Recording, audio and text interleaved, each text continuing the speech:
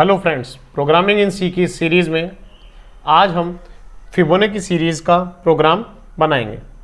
तो सबसे पहले हम ये देखते हैं कि फिबोनाची सीरीज़ होती क्या है।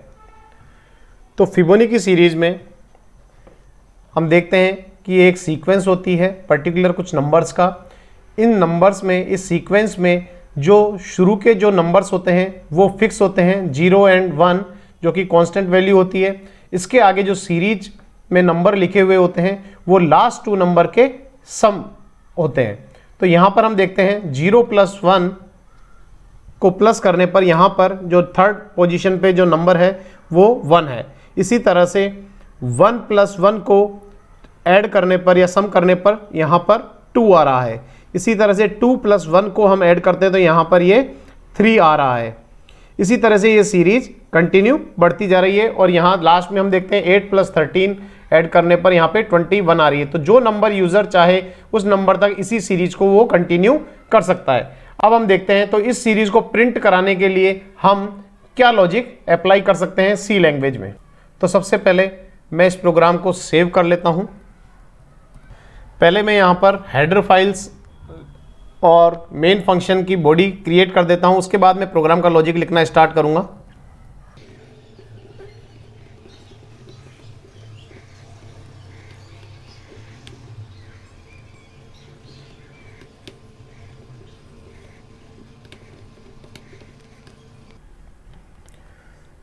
तो यहाँ पर मैंने प्रोग्राम का स्ट्रक्चर बना दिया है। अब मैं इसमें अपनी रिक्वायरमेंट के अकॉर्डिंग पहले वेरिएबल्स डिक्लेयर करूँगा और यूज़र से नंबर इनपुट कराऊंगा कि किस नंबर तक वो फिबोनाची सीरीज प्रिंट कराना चाहता है।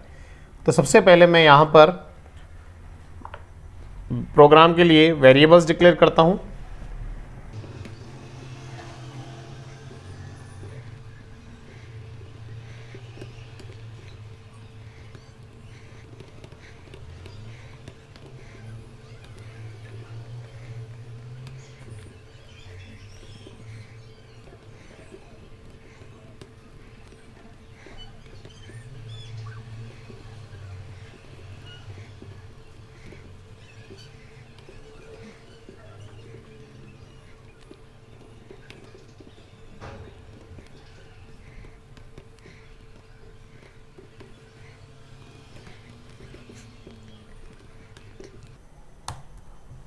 तो यहाँ पर सिंपल मैंने वेरिएबल्स डिक्लेयर करे हैं प्रोग्राम की रिक्वायरमेंट के अकॉर्डिंग और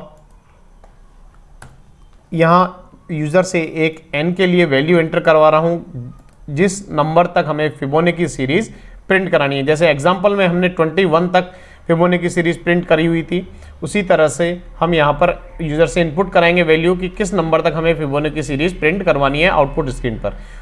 अब यहाँ पर आई क्या है? आई वो वेरिएबल है जिसके लिए हम लूप चलाएंगे कहाँ तक? जहाँ तक यूज़र वैल्यू इनपुट करेगा। तो यूज़र जिस नंबर तक जो नंबर इनपुट करेगा उसी नंबर तक हम फिबोनाची सीरीज प्रिंट करेंगे।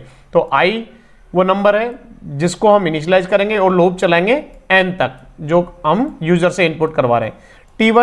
T1 को हमें यहाँ पर इनिशियलाइज करना होगा। T1 वो वैल्यू है जो कि फिबोनाची सीरीज में फिक्स होती है, first value of the Fibonacci series that. इसी तरह से T2 सेकेंड नंबर है फिबोनाची सीरीज का जो कि 1 होता है और ये हमेशा फिक्स होता है।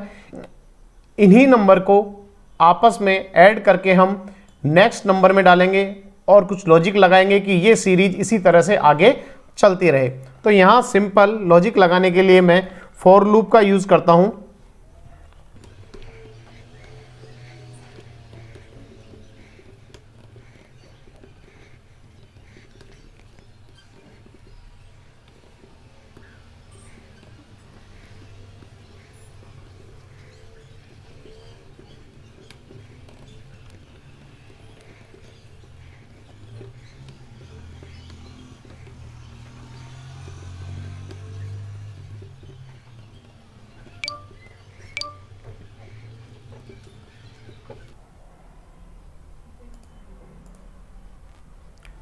तो यहाँ पर हमारा प्रोग्राम बनके तैयार है। हम इसे एक बार कंपाइल करके चेक कर लेते हैं।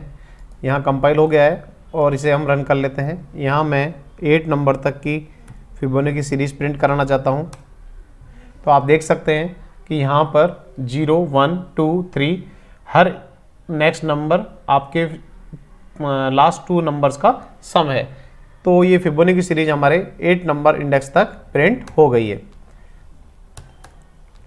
तो यहाँ हमने प्रोग्राम में मैंने आपको बताया कि हमने किस तरह से इसकी रिक्वायरमेंट के अकॉर्डिंग इंटीजर टाइप के वेरिएबल्स डिक्लेयर किए, फिर यूज़र से हमने वैल्यू एंटर करवाई और ये सिंपल मैसेज लिखा जो कि आउटपुट स्क्रीन पर प्रिंट हो रहा है कि यहाँ से हमारी सीरीज शो होने लग जाएगी। तो यहाँ मैंने लॉजिक क्या लगाया है, लॉजिक मैंने यहाँ लगाया कि आई के लिए मैंने यहाँ पे लूप चला है और वो लूप कब तक चलेगा, जो वैल्यू यूज़र ने एंटर करवाई है एन वैल्यू, उस एन वैल्यू तक वो लूप चलेगा और पोस्ट इंक्रीमेंट ऑपरेटर का यूज़ किया है। सबसे पहले मैंने यहाँ पर T1 की वैल्यू प्रिंट कर दी है। तो T1 की वैल्यू यहाँ पर अभी कोई चेंज नहीं हुआ है, तो T1 की वैल्यू आपके सिंपल जो T1 में वैल्यू है उसी तरह से प्रिंट हो जाएगी। तो T1 में अभी 0 वैल्यू है, तो 0 वैल्यू यहाँ पर प्रिंट हो जाएगी। फिर यहाँ पे नेक्स्ट नंबर में मैंने T1 प्लस T2 कर दिया है, तो नेक्स्ट नंबर में T1 और T2 का जो सम होगा वो आ जाएगा। यहाँ फिर T1 में T2 ले लिया है, तो T2 के अंदर जो भी वैल्यू होगी वो T1 में आ जाएगी। आप इसे अपने रफ नोटबुक में इस लॉजिक को अप्लाई करके देखेंगे तो आपको ज़्यादा अच्छे से समझ में आएगा कि किस तरह से ये लॉजिक वर्क करता है। T1 में मैंने यहाँ पर ये सिंपल स्वैपिंग का जो प्रोग्राम हमने पहले भी किया हुआ है उसी प्रोग्राम के लॉजिक पे यहाँ पर ये काम करता है। T1 में आपके यहाँ पर जो T2 की वैल्यू थी वो आ जाती है जो कि आपकी 1 थी, और यहाँ पर T2 में आपने नेक्स्ट नंबर ले लिया है जो कि यहाँ पर आपके पास T1 प्लस T2 का सम आ चुका है। इसी तरह से ये लूप बार बार चलता जाएगा जब तक कि हमारा n वैल्यू जो यूज़र ने इनपुट करी है वो नहीं आ जाता है। तो फ्रेंड्स, आपको इस प्रोग्राम में किसी तरह का कोई डाउट हो तो आप मुझे कमेंट सेक्शन में जाकर पूछ सकते हैं। तो आपको मेरा ये वीडियो पसंद आया है तो इसे लाइक करें, शेयर करें और मेरे फर्दर वीडियोस के लिए चैनल सब्सक्राइब करें। Thank you.